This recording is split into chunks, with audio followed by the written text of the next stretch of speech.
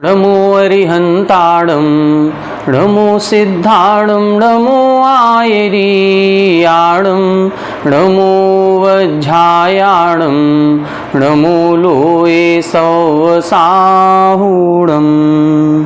सिद्धं शुद्धं परमीय जिणिन्दवर्णेमि चन्दमकलङ्कं गुणरयणभूषणुदयं जीवस्य परुवणं वोच्छम्। 1008 श्री मूलनायक आदिनाथ भगवान की जय। 1008 श्री गोमटेश्वर बाहुबली भगवान की जय। द्वासांग जिनवाणी माता की जय। आचार्य श्रेष्ठ आचार्य गुरुवर श्री 108 नेमिचंद्र सिद्धांत चक्रवर्ती महाराज की जय। आचार्य श्रेष्ठ आचार्य गुरुवर श्री 108 विद्यासागर जी महामुनि राज की जय। तीर्थ चक्रवर्ती जगत पूज्य निर्यापक श्रमण मुनि पुंगव श्री 108 सुधा सागर जी महाराज की जय। समस्त मुनि संघ की जय। हम सभी का बड़ा ही सौभाग्य है जो हम इस युग में उत्पन्न हुए हैं, जिस युग में हमें संत श्रोमणी आचार्य श्रेष्ठ आचार्य गुरुवर श्री 108 विद्यासागर जी महाराज श्री का सानिध्य भी प्राप्त हुआ और हमें तीर्थ चक्रवर्ती जगत पूज्य निर्यापक श्रमण मुनि पुंगव श्री 108 सुधा सागर जी महाराज श्री का पूर्ण आशीर्वाद, पूर्ण उनकी प्रेरणा और उनकी कृपा हमको प्राप्त हो रही है। उनके ही आशीर्वाद एवं प्रेरणा से श्री दिगंबर जैन श्रमण संस्कृति संस्थान की स्थापना हुई थी और आज उस श्रमण संस्कृति संस्थान के द्वारा अनेकों धर्म प्रभावना के कार्य किए जा रहे हैं।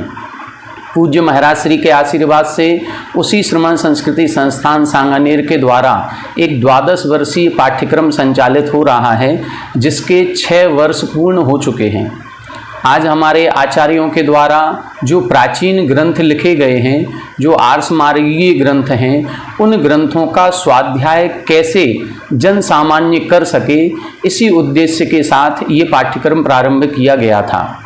6 वर्षों के माध्यम से हम सभी ने छेढ़ाला बालबोध से लेकर के इष्टोपदेश जी, द्रव्य संग्रह जी, श्रावकाचार्य जी, तत्वार्थ सूत्र जी, पुरुषार सिद्धि उपाय जी, पद्मनंदी पंचविंशतिका जी, सर्वार सिद्धि जी जैसे महान ग्रंथों का स्वाध्याय किया है।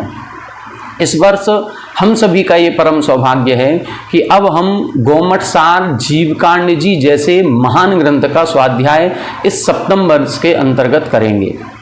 पूर्व वर्षों में हमने जो 6 वर्ष के ग्रंथ थे, इन सभी ग्रंथों का YouTube के माध्यम से स्वाध्याय किया था। इस वर्ष भी श्री जीवकांड जी ग्रंथ जो हमारे कोर्स में है, यह 2 वर्ष तक हमारे रहेगा। जैसे पहले सर्वार सिद्धि जी थी, उसके प्रारंभ के 5 अध्याय 5वें वर्ष में थे और 6 से 10 अध्याय 6वें वर्ष में रखे गए थे।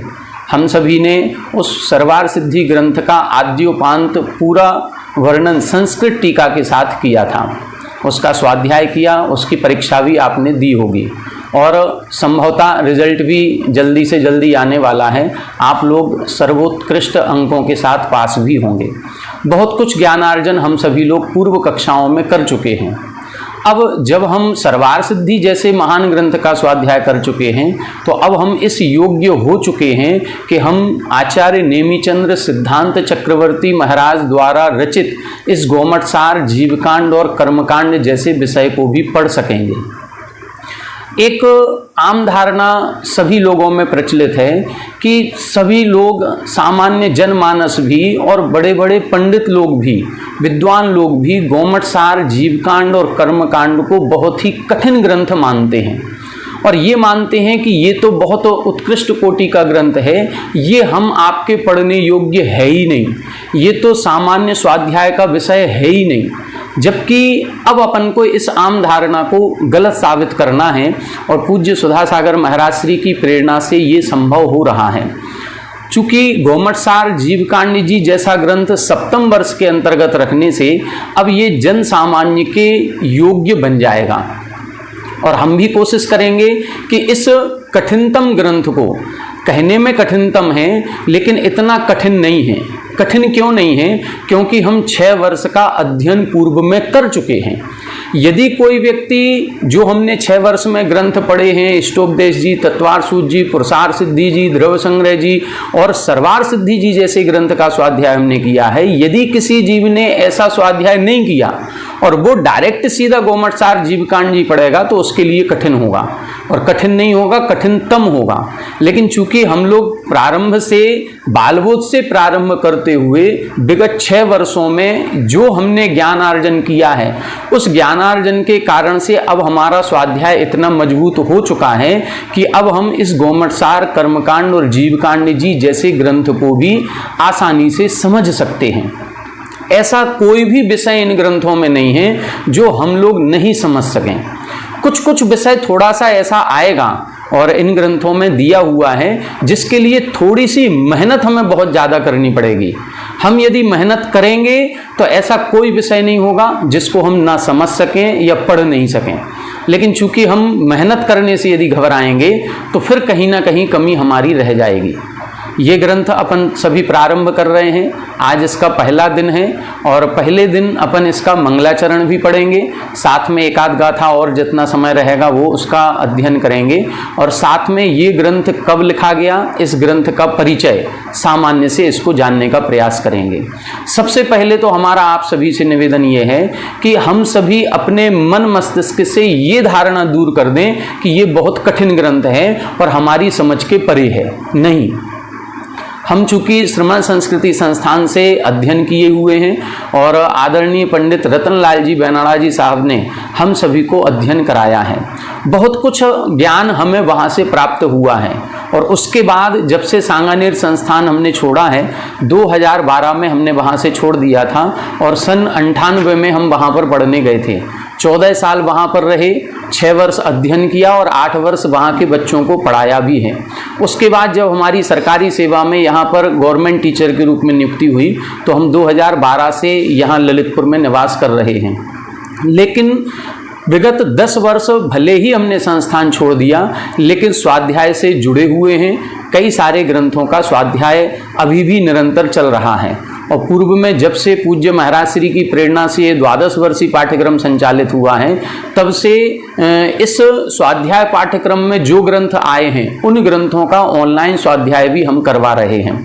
तो इन ग्रंथों का स्वाध्याय करते हुए जो भी ज्ञान हमें अर्जन हुआ है, उस ज्ञान के द्वारा, उस अल्प ज्ञान के द्वारा, अल्प बुद्धि के द्वारा हम सभी जो कुछ हमने प्राप्त किया है वो आपको बताने का प्रयास करेंगे और इस ग्रंथ को आद्योपांत पढ़ने का संकल्प करते हैं। ये ग्रंथ सिलेबस में जो रखा गया है वो 2 वर्षों में रखा गया है और इसमें करीब 700-800 गाथाएं हैं। आधा ग्रंथ लगभग 300, 350, 350 जितनी भी गाथाएं होंगी वहाँ से निर्धारित की जाएंगी, उसको हम इस वर्ष अध्ययन करेंगे। शेष गाथाओं को अगले वर्ष अध्ययन करेंगे। कुल मिलाकर के ये ग्रंथ अब प्रारंभ हुआ है तो इसको अंत तक अपन को संपूर्ण रूप से इन गाथाओं को पढ़ना है। कितना समझ पाएंगे इसकी बात हम नहीं कर रहे हैं। जरूरी नहीं है कि इन गाथाओं का जो अर्थ या जो भावार्थ है वो हम आपको बता सकें, लेकिन फिर भी अपने अल्प ज्ञान से हम जितना हो सकेगा उतना आपको समझाने का प्रयास करेंगे। जहाँ हम नहीं समझा पाएँ या हमारी बुद्धि कमज़ोर पड़ जाए, वहाँ पर अपने पास पूज्य सुधा सागर महाराज श्री जैसे महान गुरु यहाँ पर विराजित हैं। उनका जिज्ञासा समाधान का कार्यक्रम चलता है, पूज्य प्रमाण सागर जी महाराज श्री का शंका समाधान का कार्यक्रम चलता है, और भी अन्य जितने भी साधु हमारे नगर में पंडित विद्वान कोई भी आते हैं उनसे भी अपन जिज्ञासा समाधान करके और इन ग्रंथों में आए हुए जो कठिन विषय हैं उनको समझने का प्रयास करेंगे। आज से अपन इस ग्रंथ का प्रारंभ करते हैं। सभी के लिए इस ग्रंथ का प्रारंभ करने की बहुत बहुत शुभकामनाएं, बधाइयाँ। थोड़ा सा ध्यान अपन को ये रखना है कि ये सामान्य ग्रंथ नहीं है, ये बहुत ही महत्वपूर्ण और सिद्धांत परक ग्रंथ है। तो इस ग्रंथ का जब भी स्वाध्याय करें, भले ही आप ऑनलाइन यूट्यूब के माध्यम से मोबाइल पर कर रहे हैं, लेकिन जब भी इस ग्रंथ का स्वाध्याय करने बैठें पूर्ण सावधानी से बैठें, ग्रंथ को अपने समक्ष रखें, उच्चासन पर रखें और बाकायदा प्रारंभ में कायोत्सर्ग करें, मंगलाचरण करें और ग्रंथ समाप्ति के बाद जो आप वीडियो ये देखेंगे आधा घंटे की रहेगी, इस आधा घंटे की वीडियो पूर्ण होने के बाद प्रतिदिन जिनवाणी स्तुति करें और कायोत्सर्ग करके अपने इस ग्रंथ के स्वाध्याय को संपन्न करें। स्वाध्याय करते समय चूंकि मोबाइल पर आप लोग कर रहे हैं तो विशेषकर ध्यान रखें कि हम झूठे मुंह स्वाध्याय ना करें। ऐसा नहीं है कि हम कुछ खाते पीते भी जा रहे हों और मोबाइल रख लिए सामने और सुनते जा रहे हैं। नहीं, बिस्तर पर बैठ कर के स्वाध्याय ना करें। तो थोड़ी सी सावधानी हमें रखनी पड़ेगी क्योंकि ये महान ग्रंथ है। जितनी हम सावधानी रखेंगे इसका स्वाध्याय करने में उतना ज़्यादा पुण्यार्जन हमको होगा। आप लोग जब ग्रंथ पढ़ेंगे, हमने तिल्लोपन्नति जी ग्रंथ जब पढ़ा था तो उसके प्रारंभ में कुछ उन्होंने क्षेत्र मंगल, काल मंगल इत्यादि का वर्णन किया। वहाँ उन्होंने स्वाध्याय के द्वारा भी असंख्यात गुणी निर्जरा का वर्णन किया है कि स्वाध्याय करने से असंख्यात गुणी निर्जरा होती है। लेकिन ये निर्जरा कब होगी? ये निर्जरा तब होगी जब हम पूर्ण बहुमान के साथ इस ग्रंथ का स्वाध्याय करेंगे। ये सामान्य ग्रंथ नहीं है, सिद्धांत परक ग्रंथ है। इसीलिए इसको पढ़ते समय पूर्ण सावधानी रखें। शुद्ध वस्त्रों के साथ यदि पढ़ सकें तो बहुत अच्छा होगा। ग्रंथ अपने समक्ष रखें तो और भी अच्छा होगा। पूर्ण सावधानी से पढ़ें। देखें, इस ग्रंथ का नाम है गोमटसार जीवकांड। आप सभी ने नाम सुना होगा, दो नाम सुने होंगे, गोमटसार जीवकांड और गोमटसार कर्मकांड। ये क्या कहलाते हैं? आप सभी ने एक श्रुत पंचमी की कथा सुनी होगी जिसमें ये कहा जाता है कि आज से 2000 वर्ष पूर्व, जब 2500 वर्ष पूर्व जब महावीर भगवान को केवल ज्ञान हो गया तो केवल ज्ञान हो जाने के बाद जो उनकी दिव्य ध्वनि हुई उस दिव्य ध्वनि को गणधरों ने अपने पास ग्रहण किया और फिर उसको आचार्यों को समझाया। उस समय जो परंपरा चलती थी उस समय लेखन की परंपरा नहीं थी। लेखन की परंपरा कब शुरू हुई? आचार्य धरसेन महाराज श्री के समय से। आचार्य धरसेन महाराज श्री जो थे उनके पास जो अपन कहते हैं द्वादशांग है या 11 अंग 14 पूर्व हैं, उनमें से कुछ एक अंग मात्र का ज्ञान शेष रह गया था। लेकिन वह ज्ञान भी उनको बहुत ही अधिक था और महत्वपूर्ण ज्ञान था। उनको जब ऐसा लगा कि ये अवसर्पणी काल है और धीरे धीरे यह ज्ञान भी क्षय को प्राप्त हो रहा है और हमारी भी आयु निरंतर क्षय को प्राप्त हो रही है, यदि यह ज्ञान हमने लिपिबद्ध नहीं किया, इसका लेखन नहीं किया, तो फिर यह ज्ञान हम तक ही सीमित रह जाएगा और नष्ट हो जाएगा। जब ये चिंता या ये विकल्प उनके मन मस्तिष्क में आया तब उन्होंने लेखन का काम स्वयं तो नहीं किया, लेकिन उन्होंने ये सोचा कि हम लिखेंगे यदि इसको तो बहुत टाइम लग जाएगा, क्यों ना हम ऐसे साधुओं को अपनी संगति में बुलाएं जिनको पढ़ा करके और वो इसका लेखन करेंगे तो बहुत अच्छा होगा। तब उन्होंने जो एक और आचार्य संघ दक्षिण प्रांत में विराजमान था वहाँ पर उन्होंने पत्र लिखा और वहाँ से 2 साधुओं को बुलाया। उन 2 साधुओं की परीक्षा की। आप सभी को याद होगा कि उनको एक एक मंत्र दिया और मंत्र दे करके उनकी सिद्धि करवाई। जो विधि थी उपवास पूर्वक कराने की, उस विधि से करवाया। वो महाराज श्री वास्तविकता में पूर्ण ज्ञानी थे, मतलब विवेकी थे, सब कुछ उनको आता था। मंत्र की सिद्धि कैसे की जाती है उन्होंने सब कुछ जान करके जब उनके कोई देवी वगैरह प्रकट हुई तो उस देवी के स्वरूप को देख करके ये जान लिया कि हमारे मंत्र में कहीं ना कहीं कोई कमी अवश्य है और उस कमी को दूर करते हुए फिर पुनः उसकी सिद्धि की। बस यही उनकी एक परीक्षा थी कि इस ग्रंथ का अध्ययन हम जिसको करा रहे हैं वो इस ग्रंथ के अध्ययन के योग्य है भी कि नहीं। और वो इस परीक्षा में पास हुए और फिर जाकर के आचार्य धरसेन स्वामी ने उन दोनों आचार्यों को अपना ज्ञान पूर्णतः प्रदान किया। वो दोनों आचार्य थे आचार्य पुष्पदंत जी और आचार्य भूतबली जी, जिन्होंने षटखंडागम ग्रंथ की रचना की। ये जो षटखंडागम ग्रंथ है ये हमारा मूल सिद्धांत ग्रंथ कहलाता है, जो अंग पूर्व का ज्ञान उसमें लिपिबद्ध किया गया। ये जो षटखंडागम ग्रंथ था, ये ग्रंथ के लिए सामान्य श्रावकों को अध्ययन या स्वाध्याय करने के लिए मना किया गया कि इसके लिए वीतरागी मुनिराज ही अध्ययन कर सकते हैं, ऐसी विषय वस्तु इसमें दी गई है। कुछ समय व्यतीत हुआ, 500,000 साल के बाद फिर आचार्य वीरसेन स्वामी जी हुए जिन्होंने उस षटखंडागम ग्रंथ पर टीका ग्रंथ लिखा और जब उस सटखंडागम ग्रंथ पर टीका ग्रंथ लिखा तो 3 प्रकार की टीकाएं लिखी गई, जिनको हम धवला ग्रंथ, महाधवला ग्रंथ और जय धवला ग्रंथ कहते हैं। धवला और महाधवला ये सटखंडागम ग्रंथ की टीका ग्रंथ हैं, और एक कसाय पाहुड़ ग्रंथ है, उस कसाय पाहुड़ ग्रंथ का टीका ग्रंथ है जय धवला। इस प्रकार से 3 धवला ग्रंथ का निर्माण किया गया, जो सटखंडागम ग्रंथ की विषय वस्तु को और सरल करता था, लेकिन सरल करने के साथ साथ बहुत विस्तृत था। 60,000 श्लोक प्रमाण वो धवला ग्रंथों की टीका हुई है। आचार्य वीरसेन स्वामी जी ने इतना सब मेहनत करने के बाद भी वह धवला ग्रंथ का जो विषय वस्तु थी वो इतनी क्लिष्ट थी कि आम जन के पकड़ तक फिर भी दूर रही।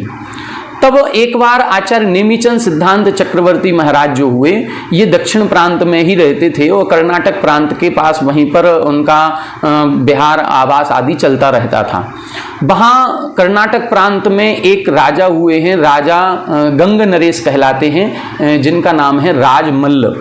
उन राजमल्ल राजा के प्रधानमंत्री और सेनापति थे राजा चामुंड राय।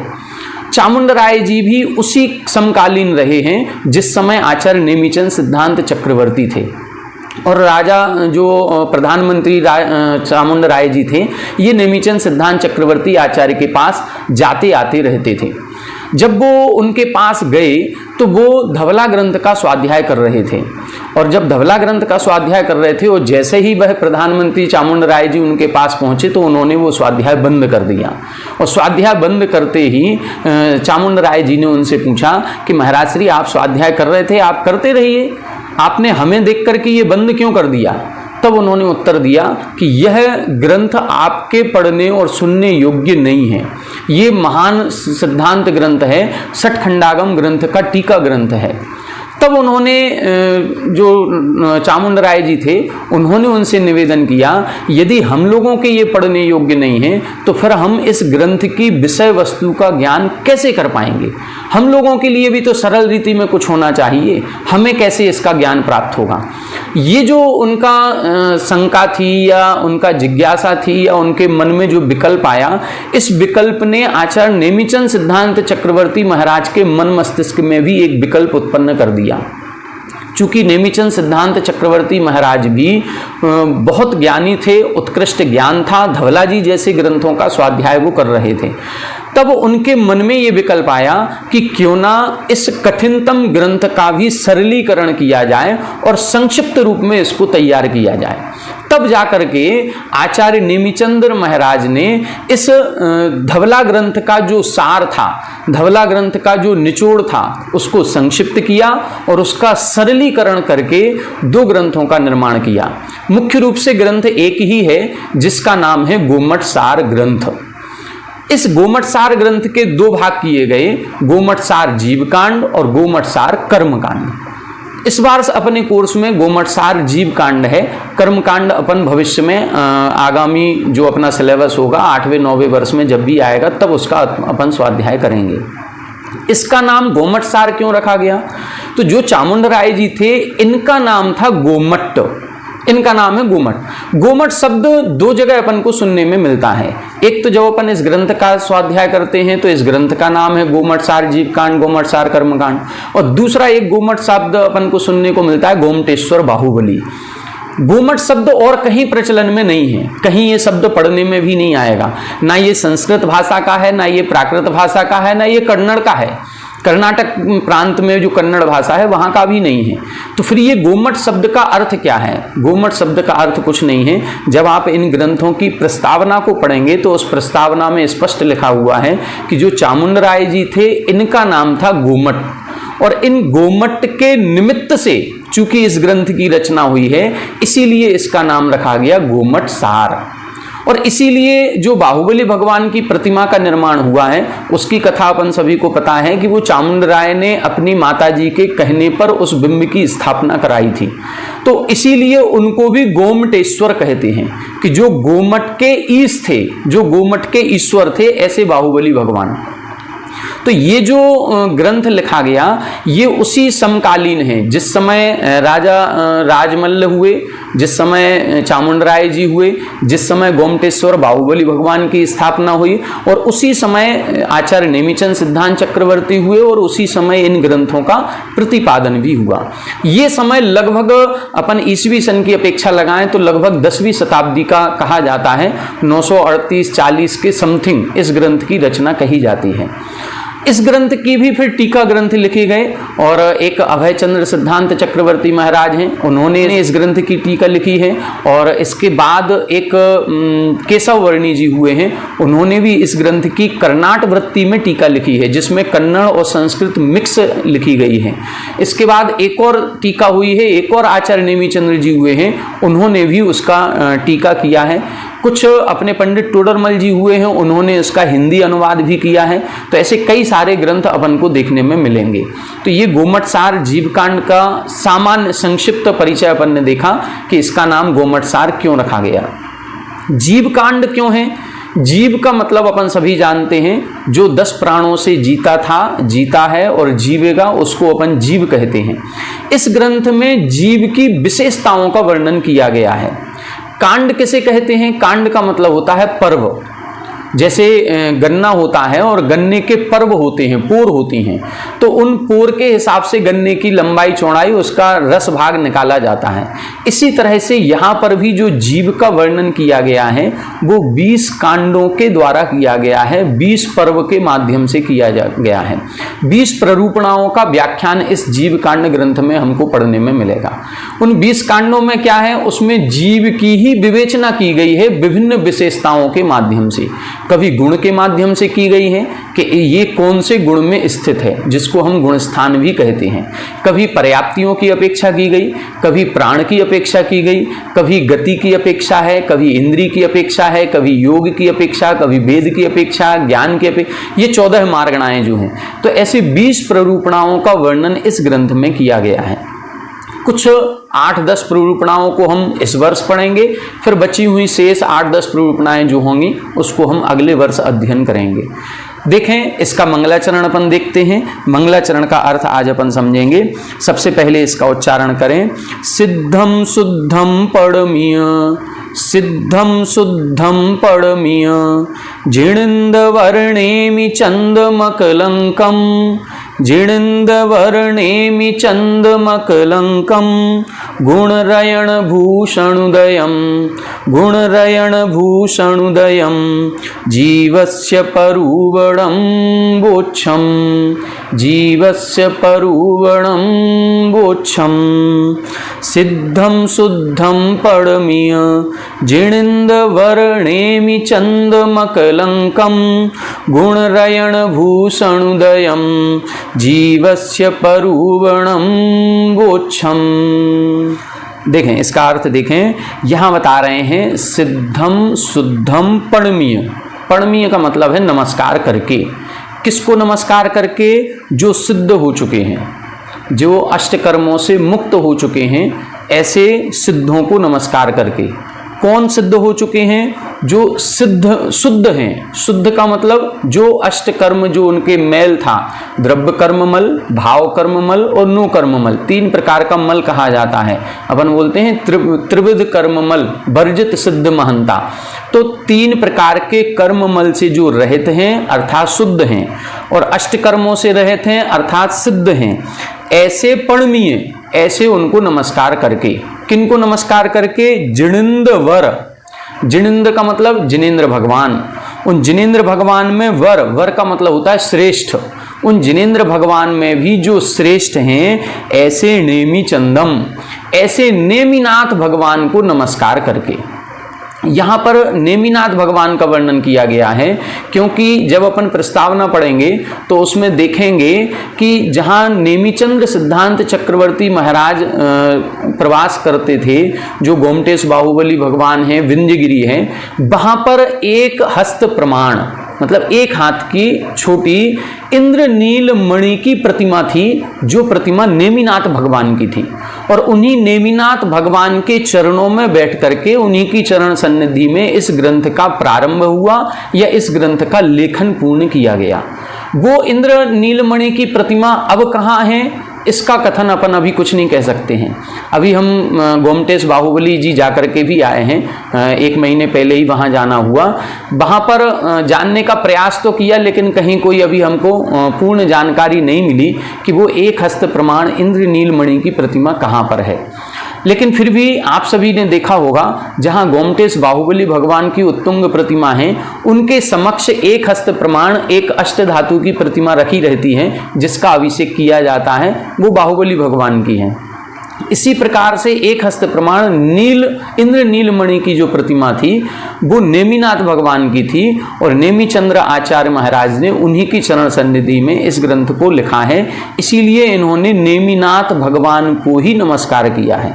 यहाँ नेमिचंद्रम लिखा है, इसका मतलब नेमिचंद्र महाराज का नाम नहीं है, ये नेमिनाथ भगवान का नाम है। दूसरा इधर लिखा है वर।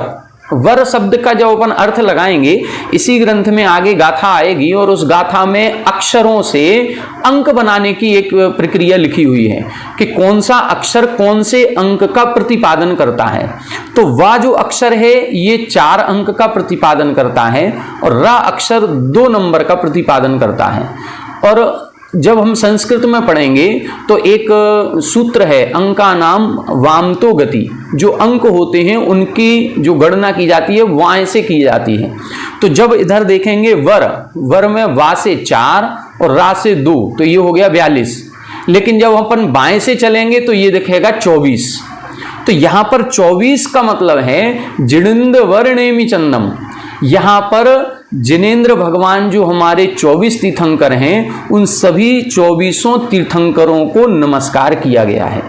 नेमिचंद्र का क्या अर्थ है, इसकी भी व्याख्या टीका में अपन जब पढ़ेंगे तो नेमि का मतलब है जिनको नमस्कार किया गया है। किसके द्वारा नमस्कार किया गया है? तीनों लोकों के 100 इंद्रों के द्वारा नमस्कार किया गया, जिनको धर्मेंद्रों ने भी नमस्कार किया, इंद्रों ने भी किया, अहमिंद्रों ने भी किया। सभी जीव जिनको नमस्कार करते हैं, ऐसे नमस्कार से सहित इसीलिए नेमि शब्द लिखा है।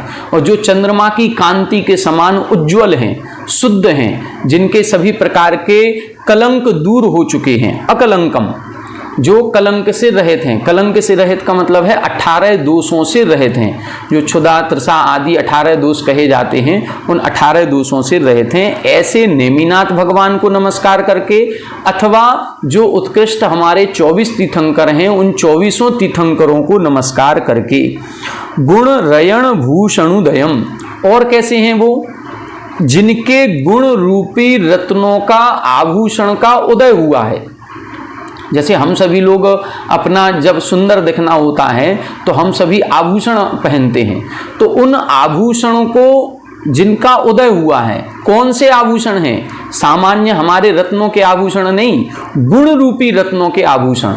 मतलब ऐसी आत्मा, ऐसे 24 तीर्थंकर देव, जिनके जो अनंत ज्ञान, अनंत दर्शन, अनंत सुख, अनंत वीर्य आदि अनंत गुण हैं, ऐसे अनंत गुण रूपी रत्नों के आभूषण जिनके प्रकट हो गए हैं, ऐसे नेमिनाथ भगवान को नमस्कार करके जीवस्य परूपणम वोच्छम, जीव की परूपणम यानी परूपणाओं को वोच्छम यानी कहूंगा। ये एक प्रकार से यहाँ मंगलाचरण भी किया है, और एक प्रकार से एक संकल्प भी किया है कि इस ग्रंथ में हम किस वस्तु का, किस विषय का वर्णन करेंगे। तो इधर विषय वस्तु का भी उल्लेख कर दिया, जीवस्य परूपणम वोच्छम। इस ग्रंथ में हम जीव की प्ररूपणाओं का वर्णन करेंगे। प्ररूपणाओं का मतलब क्या होता है? प्ररूपण का मतलब है निरूपण करना, वर्णन करना, विस्तार करना। विस्तार किसका होगा? जीव का होगा। लेकिन उस जीव का विस्तार भी कई प्रकार के गुणों का आश्रय लेकर के किया जाएगा। कभी गुणों का आश्रय लेंगे तो कभी उसकी विशेषताओं का आश्रय लेंगे। जैसे हमने बताया 14 मार्गणाएं हैं, गति, इंद्री, काय, योग, वेद, कषाय, ज्ञान, संयम। तो ये जो 14 मार्गणाएं हैं, इन 14 मार्गणाओं का आश्रय लेंगे। पर्याप्ति का आश्रय, प्राण का आश्रय, जीव समास, उपयोग, गुणस्थान, इन सब का आश्रय लेकर के केवल वर्णन किसका होगा? जीव का ही वर्णन किया जाएगा। ये इन्होंने यहाँ पर संकल्प किया है। तो इसमें मंगलाचरण किया है और अपना एक संकल्प निवेदन किया है। कैसा किया है फिर से एक बार देख लें। नेमिनाथ भगवान को नमस्कार करके। वो नेमिनाथ भगवान कैसे हैं? जिनेंद्र वर, जिनेंद्रों में श्रेष्ठ हैं। सिद्धम जो सिद्ध हो चुके हैं, 8 कर्मों से रहित हो चुके हैं। शुद्धम मतलब जो तीनों प्रकार के कर्ममल से रहित हैं। अकलंकम जो 18 दोषों से रहित हैं और जिनके अनंत गुण रूपी रत्नों का आभूषण प्रकट हो गया है, ऐसे नेमिनाथ भगवान को नमस्कार करके मैं जीव की प्ररूपणाओं को कहूँगा। ये इस प्रकार से इसका अर्थ यहाँ पर दिया गया है। और विस्तार से यदि आप लोग पढ़ना चाहें तो इस ग्रंथ की टीका को अपन पढ़ेंगे तो उस टीका में बहुत सारा खुलासा इन्होंने किया है। उसमें नेमिनाथ भगवान का भी अर्थ निकाला है और उसमें 24 तीर्थंकरों का भी अर्थ निकाला है और उसमें अपनी इस विषय वस्तु को भी इन्होंने कहा गया है कि इस जिस विषय वस्तु का हम वर्णन कर रहे हैं वो सिद्ध है। सिद्ध होने का मतलब है कि जैसी तीर्थंकर देव ने, आचार्यों ने कही है, हम बिल्कुल वैसी ही कहेंगे, उसमें कहीं कोई विरोध नहीं आएगा। जो प्रत्यक्ष और परोक्ष सभी प्रकार के प्रमाणों से विरोध से रहित है, इस प्रकार की सिद्ध है, शुद्ध है। और कैसी है? अकलंक। अकलंक का मतलब इसमें किसी भी प्रकार के राग द्वेष को बढ़ाने वाली कथाओं का वर्णन नहीं है। ये केवल और केवल जीव के स्वरूप का वर्णन करेगी, इसमें किसी भी कथाओं का वर्णन नहीं है। इस प्रकार से ये अकलंक है। और गुण रयण भूषण उदयम जो गुण रूपी आभूषणों का उदय कराने वाली है। यदि हम लोग इस ग्रंथ का स्वाध्याय करेंगे तो हमारे कौन से गुण प्रकट होंगे? हमारे भी सम्यक दर्शन, सम्यक ज्ञान, सम्यक चारित्र रूपी रत्नत्र प्रकट होने की सामर्थ्य इस ग्रंथ के अध्ययन करने से आ जाएगी। तो हमारे भी मतलब इस जो ये विशेषण लिखे गए हैं, इन विशेषणों को दोनों जगह लगाया गया। जीवस्य परूपणम, वो प्ररूपणाएं कैसी हैं? वो प्ररूपणाएं सिद्ध हैं, शुद्ध हैं, अकलंक हैं और गुण रयण भूषणोदयम। ये इस प्रकार से ये चारों विशेषण उस प्ररूपणाओं में भी लगाने हैं और ये चारों विशेषण नेमिचंद्र भगवान में भी लग सकते हैं। तो दोनों प्रकार की व्याख्या इस गाथा के अर्थ में टीका में इन्होंने दी हुई है। इसको अपन विशेष रूप से पढ़ सकते हैं। अब इसके दूसरे नंबर की गाथा आएगी जिसमें इन 20 प्ररूपणाओं का नाम का कथन किया जाएगा कि वो 20 प्ररूपणाएं कौन कौन सी होती हैं। इन 20 प्ररूपणाओं को अपन कल की कक्षा में देखेंगे। आज की कक्षा में अपन यहीं पर विराम लेते हैं। आप सभी से एक बार पुनः निवेदन है कि इस ग्रंथ को पूर्ण सावधानी से, पूर्ण बहुमान के साथ, विनय के साथ अपन को अध्ययन करना है। पहली गाथा आज अपन ने पढ़ी है। इसके बाद निरंतर प्रतिदिन एक एक वीडियो अपन यहाँ पर हम रिकॉर्ड करके और आप लोगों को YouTube के माध्यम से उपलब्ध कराएंगे। बीच बीच में हो सकता है किसी अनुकूलता प्रतिकूलता के कारण से नहीं आ पाए, लेकिन फिर भी पूरा अपने पास साल है, पूरा समय है। इस समय के आपकी परीक्षाओं के पूर्व तक इसकी जो लगभग 300 गाथाएं होंगी, जो भी सिलेबस में होंगी, वो सिलेबस को पूर्ण कराने में अपन कोशिश करेंगे। दूसरा, ये ग्रंथ इतना सरल भी नहीं है कि हम सभी लोग सभी बातों को समझ जाएं और इतना कठिन भी नहीं है कि हम कुछ भी ना समझ पाएं। जितना भी है, जो कठिन विषय आएगा उसको समझ करके हम चर्चा करने का प्रयास करेंगे। लेकिन यदि मान लो कहीं कोई विषय ऐसा रह जाता है कि जो अत्यंत कठिन है या रिकॉर्डिंग के माध्यम से समझाने में थोड़ी सी तकलीफ हो सकती है, तो हो सकता है उसको अपन फिर महाराजों के पास जा करके समझ करके और फिर उसको पढ़ने का प्रयास करेंगे। हम अल्प बुद्धि से अपनी जितना ज्ञानार्जन हमने किया है उस ज्ञान के माध्यम से इसको समझाने का प्रयास करेंगे। आप सभी एक संकल्प लें। हम यदि ये संकल्प ले रहे हैं कि इस ग्रंथ को पूर्ण करेंगे, तो आपको भी एक संकल्प लेना है कि हम भी इस ग्रंथ को YouTube के माध्यम से पूर्ण रूप से पढ़ेंगे। ऐसा नहीं है कि आज समय मिला और 10 मिनट की वीडियो सुनिए, 10 मिनट बाद रख दिया, नहीं। पूरा आधा घंटे की वीडियो अपनी रहेगी, 30 से 35 मिनट की, बस इतने में ही अपन को ये सिलेबस पूरा करना है। तो रोजाना एक एक वीडियो आएगी। जब भी पढ़ें, 1 घंटे का समय है, 2 वीडियो पढ़ लीजिए। लेकिन कभी ऐसा ना करें कि एक वीडियो सुनने का प्रारंभ किया, 10 मिनट सुनी और 10 मिनट बाद बंद कर दी, नहीं। यदि अपन को बंद करना है तो पूर्ण जिनवाणी की स्तुति करते हुए, कायोत्सर्ग करते हुए इसको अपन करेंगे। इसकी शुद्धि का, इसके बहुमान का पूर्ण ध्यान रखेंगे। अब अपन सभी लोग जिनवाणी स्तुति करेंगे और जिनवाणी स्तुति के बाद कायोत्सर्ग करके अपन इस ग्रंथ को आज समाप्त करते हैं। कल से पुनः इसी ग्रंथ के आगे के विषय को अपन यहाँ पर लेंगे। सभी को जय जगन्नाथ।